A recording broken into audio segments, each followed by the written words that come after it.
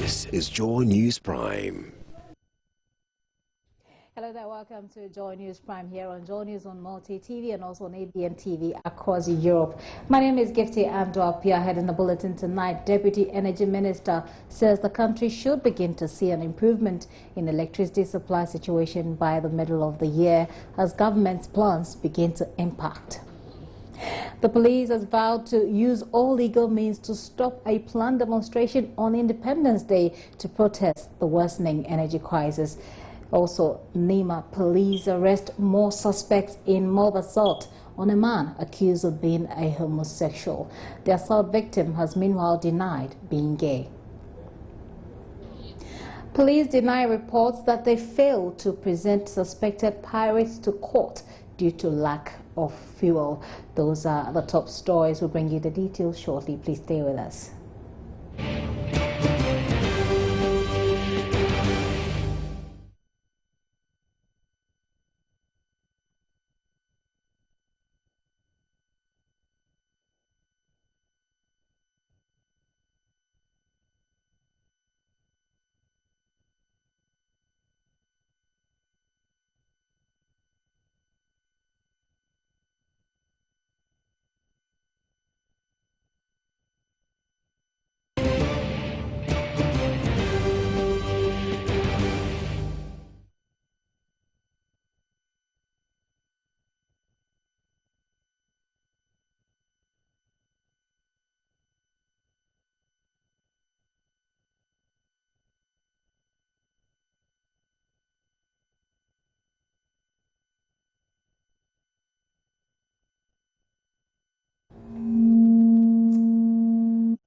The details. Consistently underfunded institution says it is currently confronted with a very difficult situation which will compel it to demand payments for its services from patients. According to Chief Psychiatrist Dr. Kwesi Osei, the challenges being experienced now by the country's psychiatric hospitals due to the failure by government to release their subventions for the first quarter will only further worsen mental health care delivery. Speaking on Joy News' news desk, the chief psychiatrist says the funds should have been made available at the end of last year to enable them finance their operations in the new year. Now we are giving promises every now and then, so now we are only hoping that any moment from now money will be released. That is, we are hoping. But until then, if it's not released, then we have to put in some measures. And one such measure among possibilities is the fact that you have to upload the cost of care to the patients, and they will need to pay. Indeed, for Monday, if you don't get money between now and Monday, you will need to get patients to pay 550 Ghana cedis before they are admitted. And hitherto, when you had the funds, did they have to pay that 550 cedis? They don't have to pay anything. They didn't have to pay anything? As of now, they don't have to pay anything. But if you don't have money from the government, that is what you need to do. And these are mostly patients who cannot afford the 550 Ghana cedis. That's the danger. Because frankly, we know a number of times we all have to dip our hands into our pocket and give out money to patients. And now these are the very patients we are saying they should pay money. So that becomes obviously a big problem. And we hope that we won't get to that point.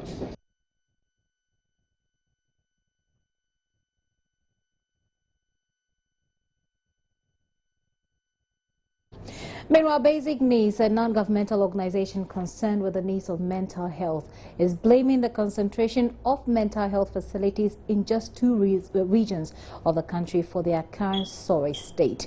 The NGO maintains that apart from the challenges with funding, the country's 3 psychiatric institutions are under serious pressure. Project manager Eunice Tete says government would have to show more commitment to addressing the needs of mental patients. I also think government, has been a bit, back lead when it comes to mental health, and it's time for them to, come on board fully and support mental health. I believe one also reason this is happening at the psychiatric hospital is because, we do not have established community psychiatric units at every level.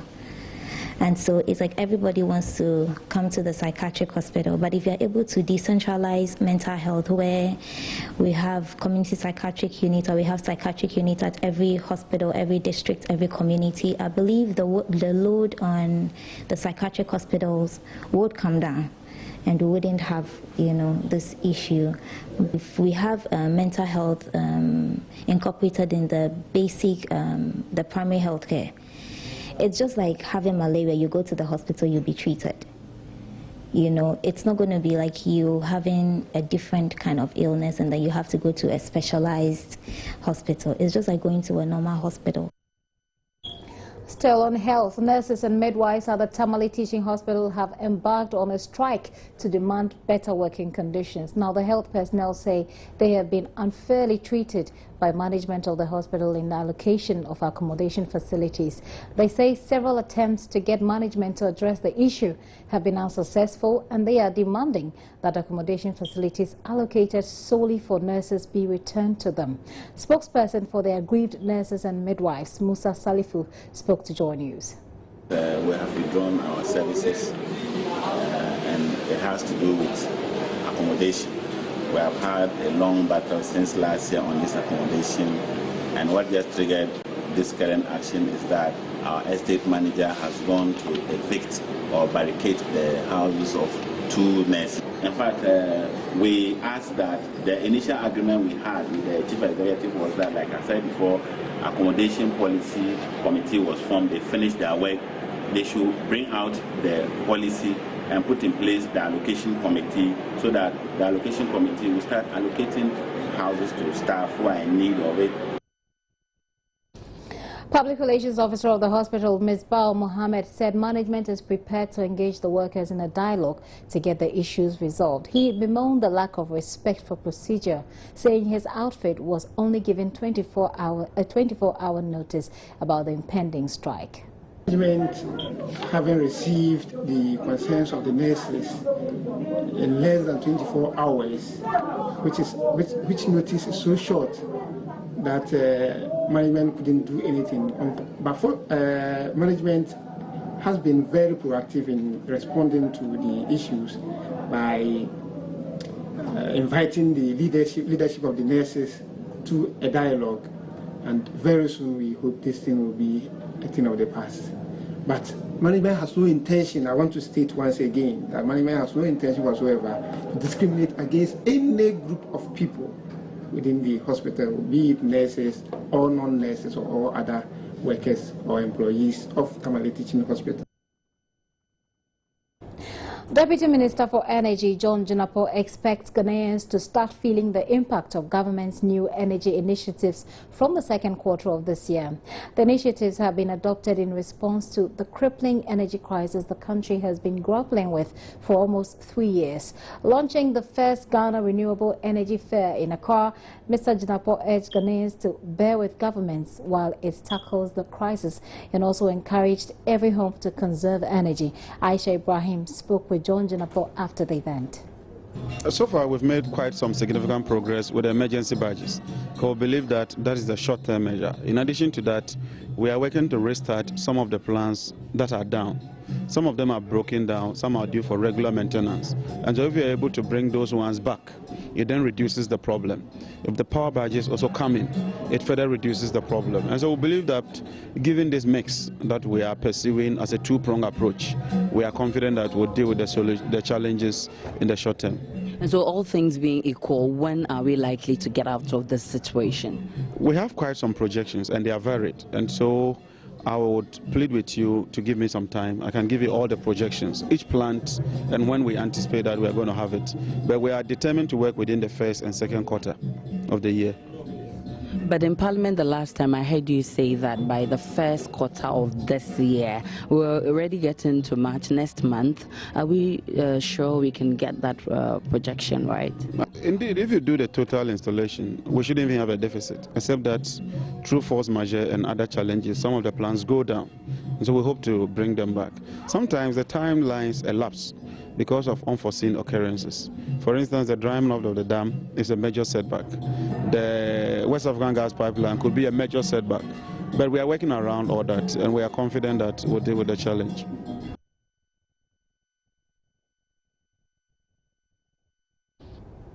Away from power, the police administration says it will use all powers accorded it by law to stop a planned demonstration by a group calling itself Concerned Ghanaians.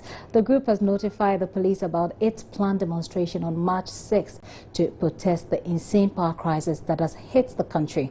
But the police insist it will be distracted due to the important national assignment on the day, the anniversary of Ghana's independence.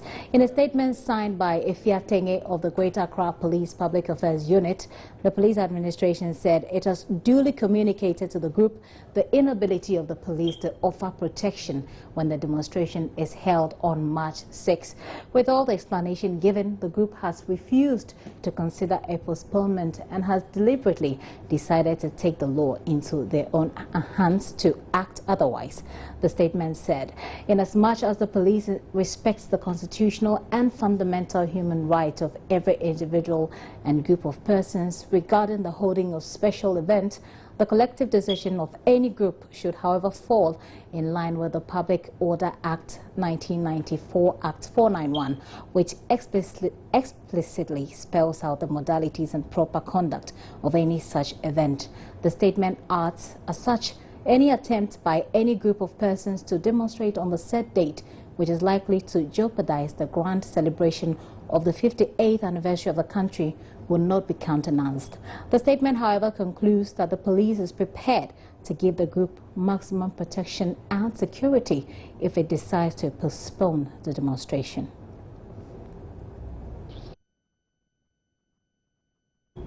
You're still watching the Primetime Bulletin here on Joy News on Multi TV and also on ABN TV across Europe. We'll take a break here. Please don't go away. Welcome back and many thanks for staying. Now, police in Nima here in Accra are pursuing fresh leads to arrest more suspects in connection with an assault on a man accused of being a homosexual. The victim, Albert Appiah, was beaten by a mob which claimed he was gay. Well, that's what happened in Nima. But one of the suspects currently in police custody is said to have been naming people who joined the mob to attack the victim. Now, the suspect, named only as Abubari, has been charged with assault and causing harm and will be put before the Koku Affairs Court tomorrow. Joy News' Joseph Opoku-Gakpo has been speaking to the police and the victim, who is assisting in investigation. He joins us in the studio now. You have been speaking to the victim, Joseph. What has he been saying? That's Albert Ahen, also known as Kinto. He's denying that he's a homosexual, and he's linking the claim that he's a homosexual to a disagreement that he's had with one of the people who attacked him, a friend of his. His point is that he's an event organizer, so they wanted him to join in the organization of one of the events. And when that didn't really happen, he appears to have something against him, and it's based on that he's been making all the allegations that he's gay and everything. He confirmed that he knows the gentleman in question that they claim he wanted to have the homosexual act with. That's one Suleimana. But he says this is just a friend of his, someone that he met on social media, and then made the arrangements to meet him. He's been telling the police... Made the arrangements to meet him for what? For a conversation, not exactly for any acts of homosexual sort or anything of that sort. He's been meeting with the police today. He met the divisional police commander himself, ACP Nuhu Jango, and he also met the crime officer, and he's been explaining things to them. When I met him today, he wasn't very much in a very bad shape, except for a plaster that was on his forehead following the beating that had happened to him, and he said he was in some amount of pain, and he's been visiting the hospital often as a result of that. And what leads are the police picking up now? The suspect who has been arrested, the Abu Bari, the police has been interrogating him, and he's given at least 4 names of the other persons who joined in the attack. And the explanation from the police is that they are pursuing these other persons. For Abu Bari himself, the police plan to put him before court tomorrow on charges of assault and causing harm that before the cocoa first call that will be happening. But the police commander has been explaining that for the others, the police are still underground. They are trying to do their necessary investigations. They are trying to gather more evidence. And the list that the suspect in custody has given them, they will pursue those persons and bring them also to justice. Definitely, Joseph Opoku-Gakpo. I'm sure we'll be following up on that story and we'll bring you the development as it unfolds on that gay story. Let's talk about fire now, because fire has destroyed a fuel station at Tema Community 5. The station is run by a man named Baba Kausumu and his son. Personnel from the Ghana National Fire Service arrived at the scene of the fire some 30 minutes after it started and managed to put it out within an hour. My colleague Baba Tando was at the site of the fire and has joined me on the telephone with some details. Hello, Baba. Could you please tell us about the extent of damage? Hi, Gracie. Good evening. So the fire was, after investigations by the fire service personnel, they realized that it was caused by fire in a coal pot that was being used to cook some leaves. I mean, local people know it more as a fire. They were actually using it to cook that substance, and some way, somehow, the fire managed to get to one of the tanks over there, one of the drums which was filled with fuel, and so it just exploded and it got to the wooden structure that was just around the station. And you know, this this fuel station is one of the very old types, what they call the siphon pumps. So you know, you have two transparent bottles or two transparent jars. One holds petrol and the other holds diesel. So that's the kind of station. And with the wooden structure there, that served as a sleeping place, that served as a kitchen, and that also served as a storage facility for Baba Kausume and his son, Dudu Kausume. Right. Were there any casualties, Baba? There were no casualties. At the time the fire was raging, or at the time the fire got to the place, the man wanted to get into his wooden structure, that's the kiosk, to probably get one or two items out, but he was too late, and so he just moved away. What we could see were some blisters on his feet and his hands, and you could also see that some hair on his body, especially his eyelashes, were actually bent, and so he actually survived, and his son also had to rush out to go and get the fire service personnel. So nobody actually died, or there were no casualties. But what actually lost was some amount of money. They said it was about 22,000 Ghana cedis. That's 22 old million cedis. Monies from sales from previous days and today, as well as some money for certain people that they were keeping safely for them. Right. Thank you very much, Baba Tando, giving us some updates about what is happening in Tema Community 5. Now, let's move on with some other stories now. And the Ghana National Fire Service has often blamed the lack of or dysfunctional fire tenders for its officers' inability to effectively battle fires. Though there are 249 of these hydrants all over Accra, the service says many cannot be relied on. Joy News' Adelaide Arthur in the following reports gets up close and personal for some of Accra's hydrants. Accra's Central Business District has in the last 2 years seen quite a number of fires that has wrought massive destruction to property.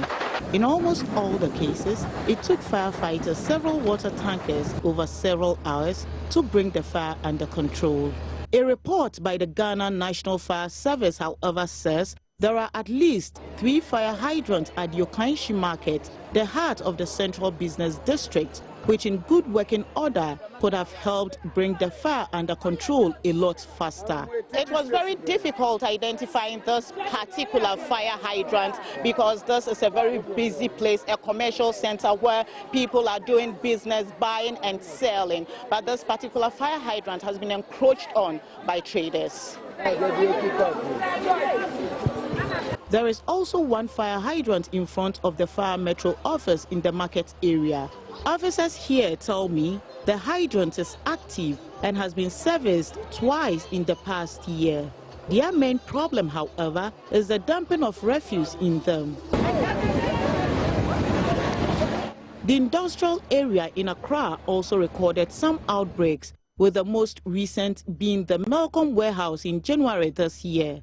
Located on either side of the Melcom Plus parking lot, Management of the department store is said to have had the hydrant installed to meet fire safety regulations. There are 2 hydrants on this pavement just a few meters from the Tesano police depot. It seems the hydrants have become a refuse dump for people, and the fact that they are uncovered poses threat to pedestrians who can easily fall into it in the night. This uncovered pit also houses another hydrant. Last year, a team of 3 officials from the Ghana National Fire Service inspected some 249 fire hydrants across Accra. In their report, they noted that some of the hydrants had either high or low pressures, others had rubbish in them because the pits were not covered, and others also had their water supply cut off. But after a year and several fire incidents, it seems very little has been done to restore these fire hydrants. A typical example is this fire hydrant along the Kanda Highway, which I'm told was covered after the inspection, but it still has rubbish in there. But as of today that we are talking, the situation still remains the same. And that you get into some of those communities again, the hydrants are still being sealed. The hydrants are still not giving out water because there is no water passing through. The Tema, the medical warehouse that you talk of. We located 3 hydrants within that premises, but water was not passing through those ones. Though the service is responsible to ensure the hydrants are in working order, Biliana Glati says the Ghana Water Company is responsible for ensuring they hold water at all times. The installation and servicing of hydrants is a sole responsibility of the water company. It is for the water company to liaise with the fire service. Then we determine where exactly the hydrants would be installed. That is by law, and then, but that will also depend on the availability of the main lines, and then we will also determine based on the concentration or the type of structures within a community. He, however, adds that 249 hydrants are not enough to serve the whole of Accra. Hydrants are supposed to be every 100 meters interval within all the communities and along the road. So if you are talking of the size of Greater Accra, we are talking of 100 meters interval where you meet a hydrant. It is woefully inadequate. Fire tenders will typically hold just about 3,000 gallons of water in their tanks, enough to last 15 minutes in the event of an outbreak. This is why hydrants need to always be in working order. So, much as the fire service and the Ghana Water Company have their work cut out for them, the fire service says citizens also have a responsibility to stay away from hydrants so they will be available when necessary.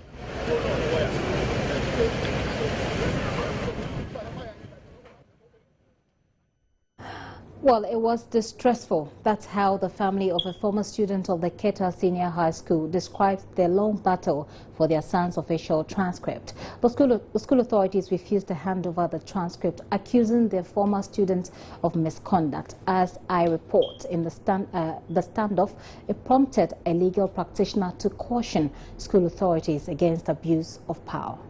Like most SHS graduates, Cyril Hedidor, a former senior prefect of the Keta Senior High School, wanted to further his education. He thus requested for his academic transcripts from the school, but authorities denied his request. When I went into the office, the first thing that she said was she doesn't have any issue with me, she doesn't want to see me, and doesn't even recognize me as a student of the school. But lawyer Gary Nimako says the assistant headmistress's basis for denial was wrong. The academic transcript is always a performance of the person, or let me call it the educational profiling at the time when he was or she was in school.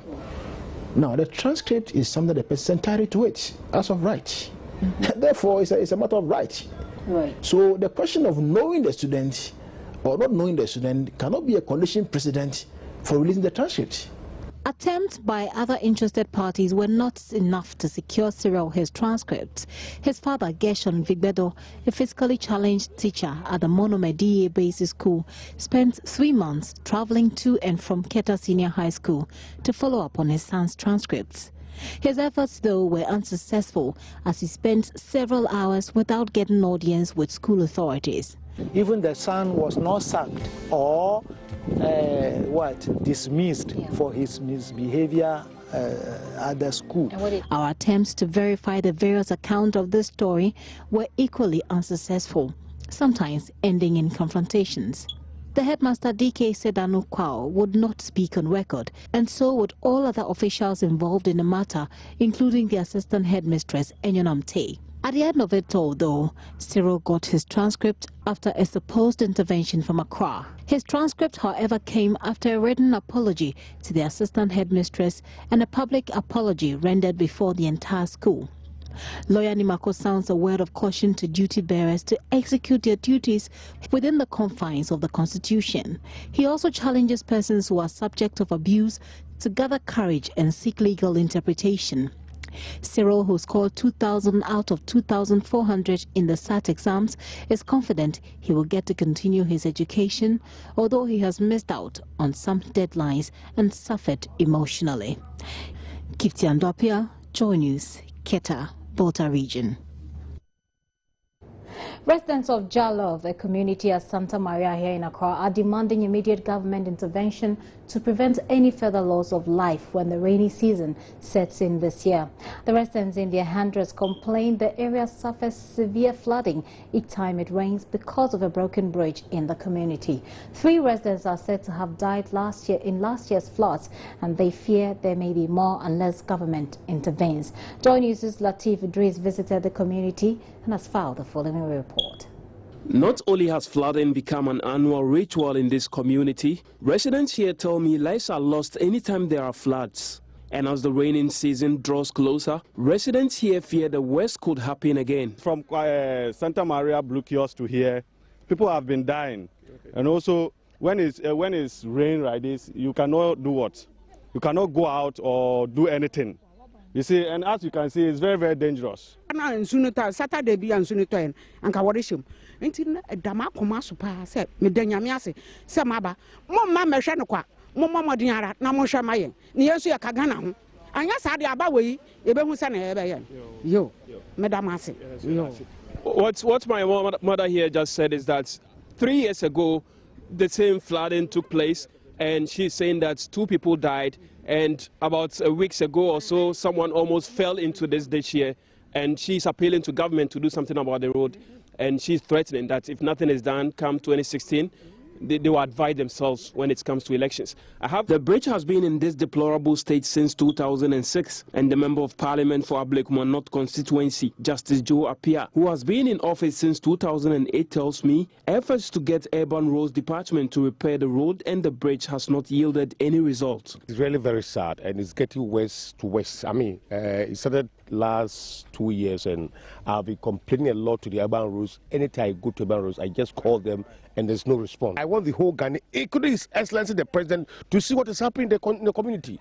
If we don't take care, the whole erosion is going to eat the whole road, and we wouldn't have any access road here. And school children are passing here, residents are here, and they're really suffering. It's getting to rainy season. Exactly. They want us to have casualties before they amend this road for us. No. Exactly. The Ghana South Municipal Assembly, however, says they are aware of the problem and are rolling out long-term solutions, except they are financially constrained. In the short term, what we are trying to do is the adjoining drains. We are desilting them so that we will try and divert some of the water into those adjoining drains. Whilst we are also, because you see, if we don't take time, we also create problems upstream. So we are opening up, try to desil the adjoining drains, try and see, fathom how we can channel some of the water away from that coveted drain into those streams so that we can, but then we have to be careful so that we don't create a problem diverting the water through the adjoining street. We cannot do that. I'm afraid if we even keep our common fund for 3 years, because we are looking at over $2 million worth of projects. Until the road and bridge are repaired, the residents say they can only hope this year's rains are not as heavy as the previous year.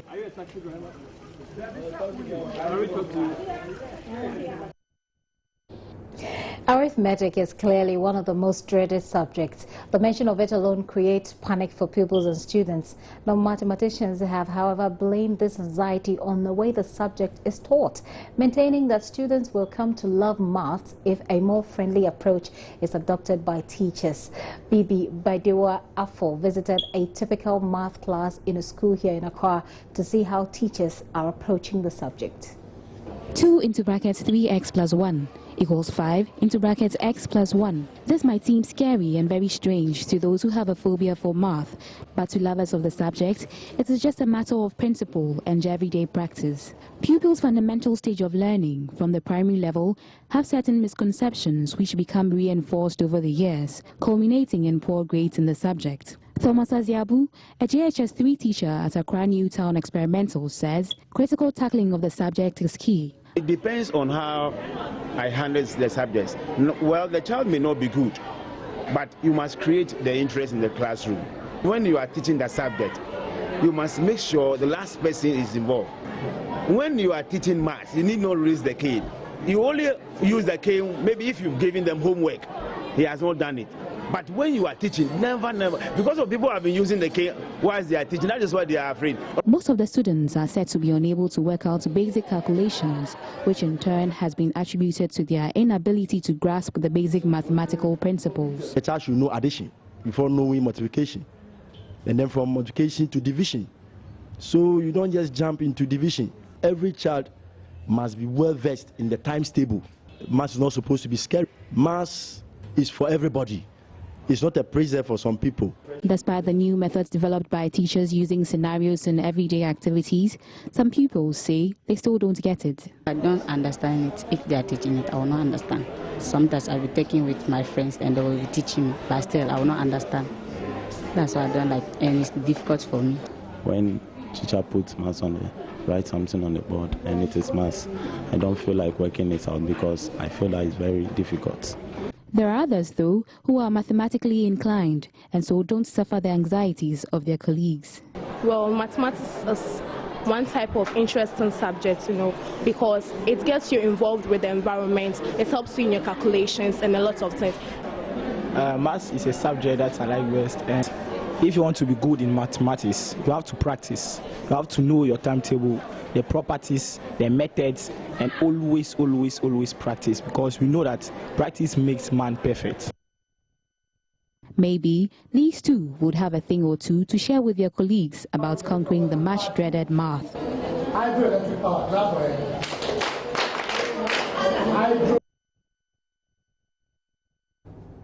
Of course, many people still find math a difficult subject. Well, we are back with business news. Please stay away. Please stay with us.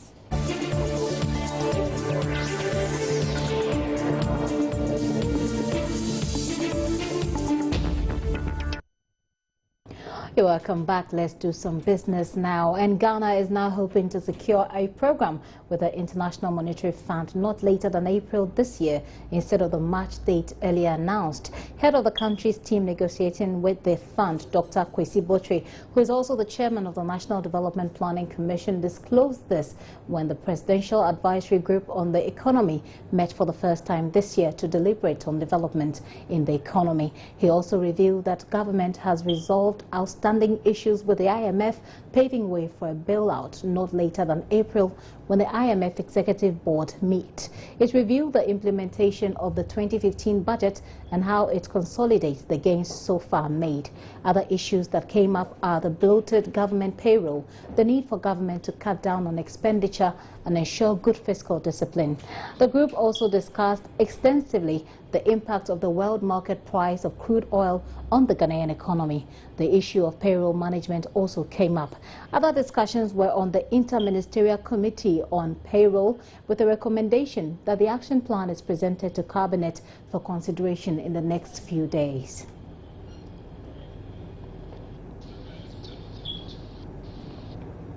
Oil fields in the country owned by Tullow Oil will continue to receive the required funding despite cuts in the firm's global exploration budget. Tullow Oil yesterday announced it is cutting down funds for exploration this year as part of efforts to address its $2 billion loss.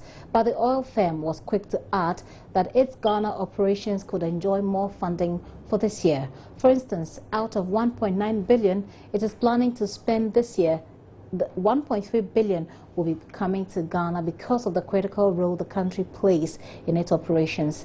Speaking to investors, the head of finance, Ian Springett, says the company is not expecting its operations to be badly hit by the declining crude prices going forward.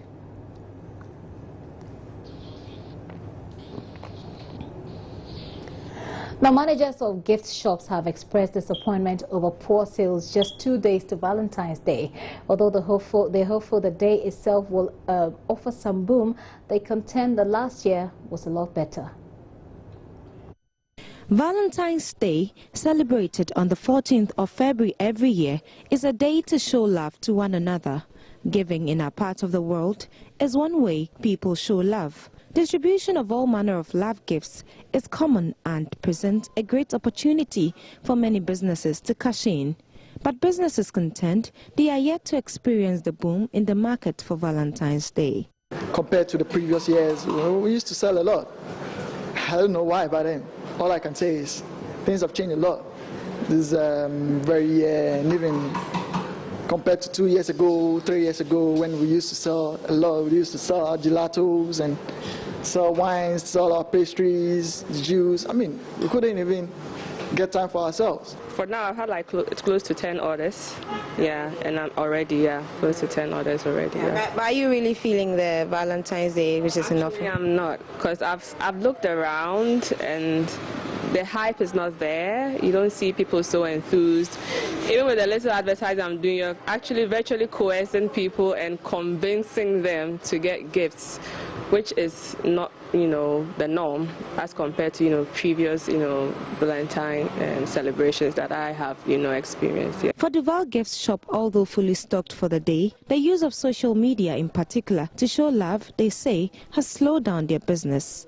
I said they were just rushing in, buying gift cards, stuffs and things. But this year, my problem is WhatsApp have taken a lot of our cards in terms of our card because they want it easier than coming in to purchase a card. And when it comes to WhatsApp and things, it's very easy to give out. So that's the problem now. So we have to deal with the technology. Those people that they are taking our customers and things away. Many may not be experiencing the love in the air feel associated with Valentine's Day, but some are already gearing up for it. I'm married with kids, so on Val's Day, maybe take them out, come and buy them ice cream, as I do all the time. Fortunately for her, Val's Day is her birthday, so we'll put all of them together and see what God will do. In fact, it's almost escaped me, but although I have a busy and a hectic day, I thought there must be a way out to make the day for me and my hubby. It's just a time will really tell because, Ghanaians, some of us are last-minute shoppers, so I know definitely before then people will surely make time to shop for their loved ones, surely. So how do you intend to spend Saturday? Maybe, yes, but of course a day out somewhere, maybe around Sogakofe. Well, Valentine is 2 days away and there are several gift options available on the market. You may want to get one for a loved one in case you have not done so yet. Abigail Atomakonchi for Joy News.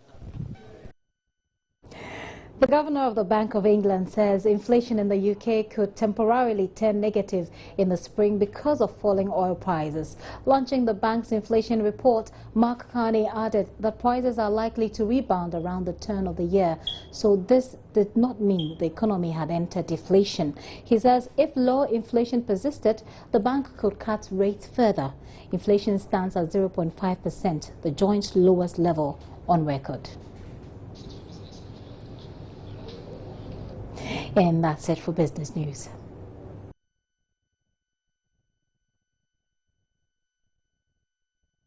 Time to do some sports now. We'll begin with Accra Hearts of Oak, and they have been presented with another opportunity to win back their fans as they face AS Police of Benin in the first leg preliminary round of their CAF Confederations Cup this Sunday at Accra Stadium. The Phobians are making a return to the African Club competition by default, following the withdrawal of entire allies due to financial constraints. Despite a string of bad results in the Ghana Premier League, board member Frank Nelson is optimistic of a good showing. I believe that we are going to Africa, but I believe the coach has what it takes to know that this is a bigger platform. AS of Benin, Police of Benin, we've not watched them so much, but I don't think that they are the team that we should be worried about. But at the end of the day, with this type of result in our home grounds, I'm just scared about our supporters because it is money that we use to run this team. So if the supporters do not come to watch our team, then we'll be in a financial mess. We need money to run the team, and without money, we cannot pay the players, we cannot do other technical issues. So we need money to run this team. So our supporters need to come to the stadium, and a good result brings them to the stadium. But a match like this, I'm just praying and hoping. But I guess we need to talk to them in the next 2-3 days to be able to psych the supporters up to come and watch the game, because at the end of the day, their little drops of water makes a lot of difference for Accra Suffolk, and we need the money to run the team. Well, we'll still stay with Frank Nelson, Accra Hearts of Oak, because he says that the claims the current technical team headed by Coach Herbert Addo is responsible for the team's abysmal showing are unfounded. Well, I basically will not take it to the technical department. I think that he's prepared his game. Yes, everybody will argue, including myself, he has enough time, about 6 months to prepare the boys. But at the end of the day, if you look at the background where he's coming from with his technical department, all of them are new. And you look at the players, most of the players he has, all of them are new players. So I think he's trying to find the blend. And I believe that when he gets it, Herbert Addo is just a player. My only worry is that I know Herbert to be a coach who doesn't concede goals. And now I don't understand. I can't see what is happening, that Accra Suffolk will concede 2 goals, 3 goals, 4 goals in a match. So I think that is an area that he needs to look at. But I think that he's a good coach. He knows the terrain, he knows the boys, and I believe he's somebody who is educated and he listens very well. So I believe Herbert Addo is not bad. He's not the coach. He just needs some time to be able to cushion and be able to get. And unfortunately, the league does not wait for you, because as you drop points, others take the lead.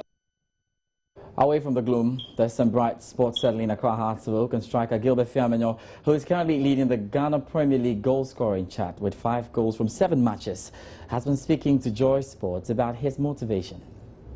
I'm very happy to be a player of the month. It's not easy to score about 5 goals within 3 matches. This is a very good performance I show. So I'm very happy for myself that I've been a player of the month. My first year I played about 12 matches for Suffolk and I scored about 9 to 8 goals. It's about hard work, the way you train, the way you focus on the game. I listen to my coach a lot, so it helped me a lot to achieve these goals, working hard to score more goals. The way you are scoring, the more you are getting chances in the national call, which I wish like I will get a goal king this year. Best striker in Ghana. Best striker. It's not easy for me to get a player of the month. You know, there are many people are also playing, but I don't know that people are following me when I'm playing. So I said God should bless them, and they see hard work I've done to myself. This one is going to motivate me to work hard. Okay, that's Gilbert Fiamenyo for you. We'll see how it pans out when they play on Sunday, really, and looking at what he does in the First Capital Plus Premier League. Now, time to find out what's happening on the continent, and there's good news for Algerian side AS Kabylie. They can now play back in the CAF Champions League after they were banned last year. And of course, Ivory Coast and Ghana, after a wonderful showing at the African Cup of Nations, have improved on the FIFA ranking. Well, that's just as well. And for those of you who are worried that Christian Nacho would not make CAF's first 11 for the African Cup of Nations, he was in there alongside the likes of Didier Yu and Kwesi Appiah. Fantastic stuff out there for the Black Stars. Ending sports tonight. I'm George Adi Jr. Gifty will join us with some more. You have a good night.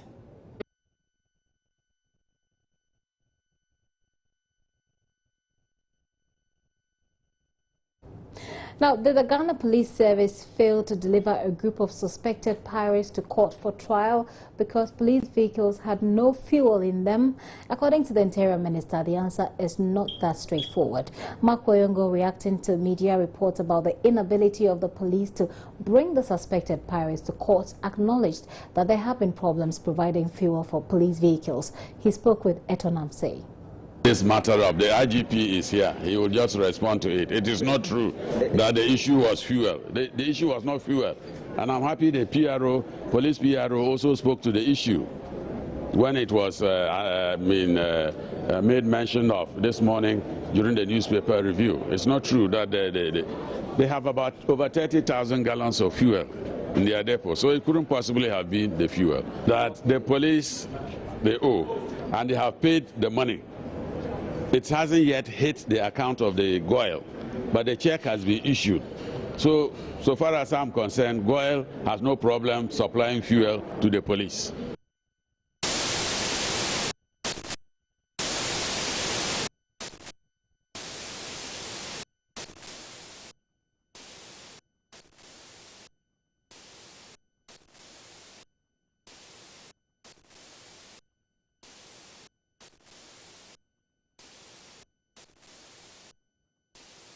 Sincere apologies for that technical hitch there.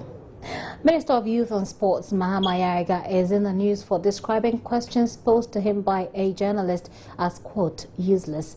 In his opinion, an inquiry into how much government spends on the just-ended African Cup of Nations tournament in Equatorial Guinea was a useless question. Legal practitioner Akoto Ampao is, however, not pleased with the minister's response, saying the Constitution enjoins him to provide information to the public. I don't report to you.